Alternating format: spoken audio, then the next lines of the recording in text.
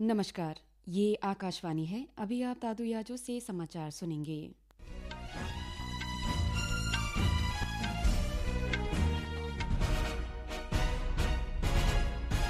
पहले मुख्य समाचार। सर्वोच्च न्यायालय के मुख्य न्यायाधीश BR गवई ने गुवाहाटी उच्च न्यायालय के नाहरलगुन में स्थायी पीठ के नवनिर्मित न्यायालय भवन का किया उद्घाटन।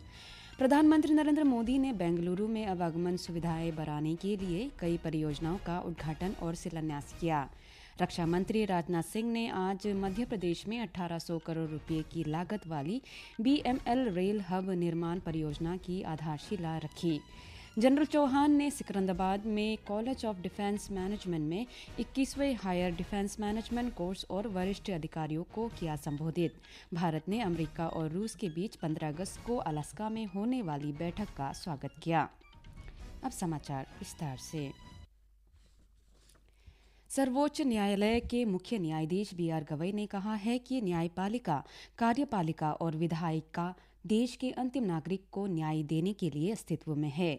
उन्होंने इन स्तंभों के बीच तालमेल और जुड़ाव पर जोर देते हुए कहा कि प्रत्येक कदम से ये सुनिश्चित होना चाहिए कि न्याय जल्दी और कम से कम कीमत पर उपलब्ध हो। न्यायमूर्ति गवई गुवाहाटी उच्च न्यायालय की नाहरलगुन में स्थायी पीठ के नवनिर्मित न्यायालय भवन का उद्घाटन करने के बाद एक सभा को संबोधित कर रहे थे। न्यायमूर्ति गवई ने कहा कि आज़ादी के बाद पिछले 10 वर्षों में अनेक संकटों का सामना किया गया, लेकिन राष्ट्र मजबूत और एकजुट रहा तथा विकसित राष्ट्र बनने के लिए आगे बढ़ता रहा। यह भारतीय संविधान की ताकत से संभव हुआ। इस अवसर पर केंद्रीय मंत्री किरण रिजिजू और अर्जुन मेघवाल, मुख्यमंत्री पेमा खांडू, उप मुख्यमंत्री चाउना मैन तथा अन्य गणमान्य व्यक्ति मौजूद थे। प्रधानमंत्री नरेंद्र मोदी ने आज बेंगलुरु में आवागमन सुविधाएं बढ़ाने के लिए कई परियोजनाओं का उद्घाटन और शिलान्यास किया। श्री मोदी ने बेंगलुरु और बेलगावी के बीच वंदे भारत रेल सेवा का उद्घाटन किया। उन्होंने अमृतसर और कटरा तथा नागपुर से पुणे के लिए वंदे भारत रेल सेवाओं का वर्चुअली उद्घाटन किया। वंदे भारत रेलगाड़ियों बेहतर यात्रा अनुभव के लिए विश्व स्तरीय सुविधाओं से लैस है। बेंगलुरु बेलगावी वंदे भारत ट्रेन उत्तर कर्नाटक और राज्य की राजधानी के बीच संपर्क बढ़ाएगी।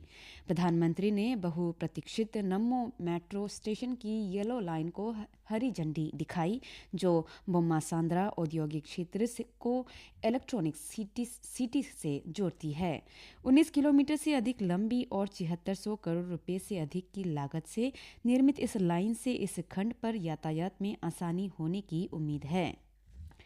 रक्षा मंत्री राजनाथ सिंह ने आज मध्य प्रदेश में 1800 करोड़ रुपए की लागत वाली BML रेल हब निर्माण परियोजना की आधारशिला रखी।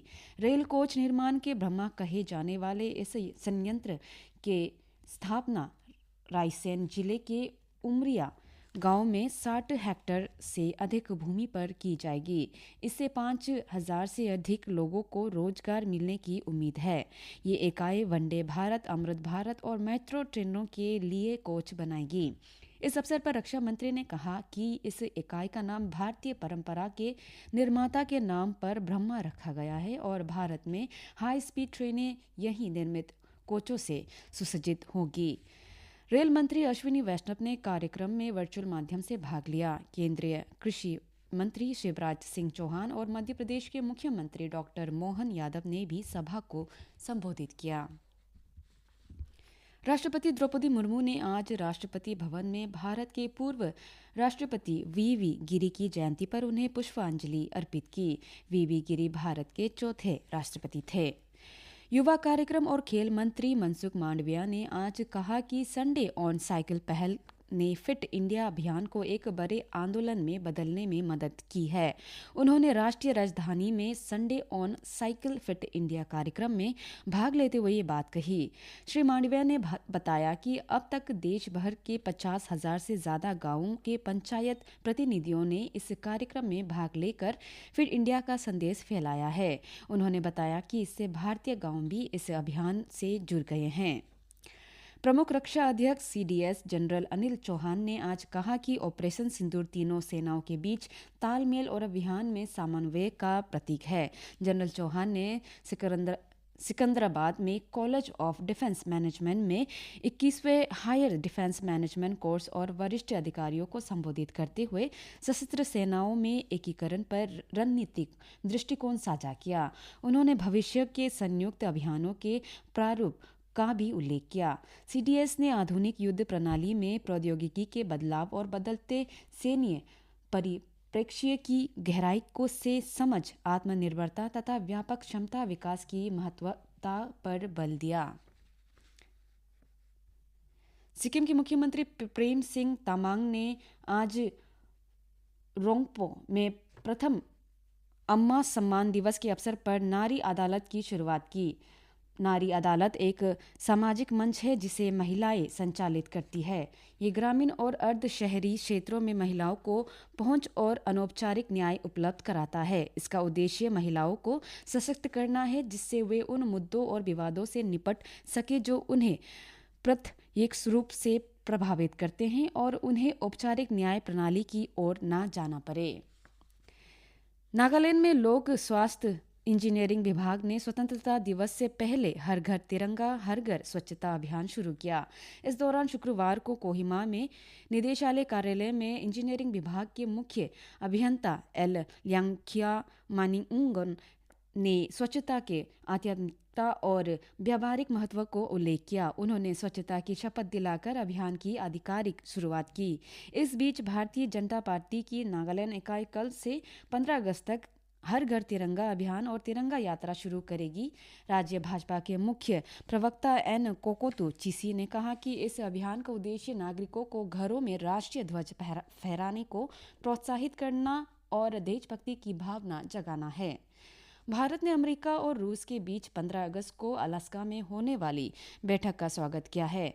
विदेश मंत्रालय ने एक बयान में कहा कि ये बैठक रूस और यूक्रेन के बीच जारी संघर्ष को समाप्त करने और शांति स्थापित करने की दिशा में महत्वपूर्ण कदम है।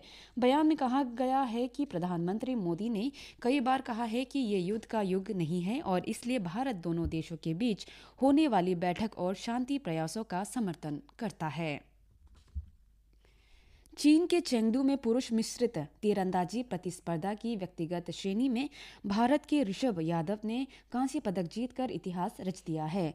कल आयोजित इस मैच में 10वीं वरीयता प्राप्त 22 वर्षीय ऋषभ यादव ने अभिषेक वर्मा को 149-147 से पराजित किया। ऋषभ यादव ने शुरुआत से ही बढ़त बना ली और उल्लेखनीय प्रदर्शन किया। चेन्नई में भारत के शीर्ष शतरंज खिलाड़ियों में शामिल ग्रैंड मास्टर अर्जुन एरेगेसी ने quant box Chennai grand masters tournament में जोरदार प्रदर्शन करते हुए अमेरिकी ग्रैंड मास्टर रे रॉबसन को हराया। 3 राउंड के बाद अर्जुन दाई अंकों के साथ तालिका में दूसरे स्थान पर पहुंच गए हैं। इस क्लासिकल राउंड रॉबिन प्रतियोगिता में जर्मनी के विंसेंट कीमार 3 अंकों के साथ शीर्ष पर बने हुए हैं। उन्होंने भारतीय खिलाड़ी कार्तिकेयन मुरली को हराया। टूर्नामेंट में अब 6 राउंड शेष है। उधर फुटबॉल में मोहन बागान सुपर जायंट 134वें डूरन कप फुटबॉल टूर्नामेंट में क्वार्टर फाइनल में पहुंच गया है। कल युवा भारती क्रीड़ांगन सॉल्ट लेक में ग्रुप बी के आखिरी लीग मैच में मोहन बागान ने डायमंड हार्बर एफसी को 5-1 से हराकर ग्रुप टॉप के रूप में नॉकआउट चरण में प्रवेश किया। बिहार के राजगीर में एशिया रग्बी अंडर 20 चैंपियनशिप्स 7 के अपने पहले मैच में कजाकिस्तान को हराने के बाद भारतीय महिला टीम ने दूसरे मुकाबले में संयुक्त अरब अमीरात की टीम को हराया। इसके साथ ही टीम ने सेमीफाइनल में जगह पक्की कर ली है।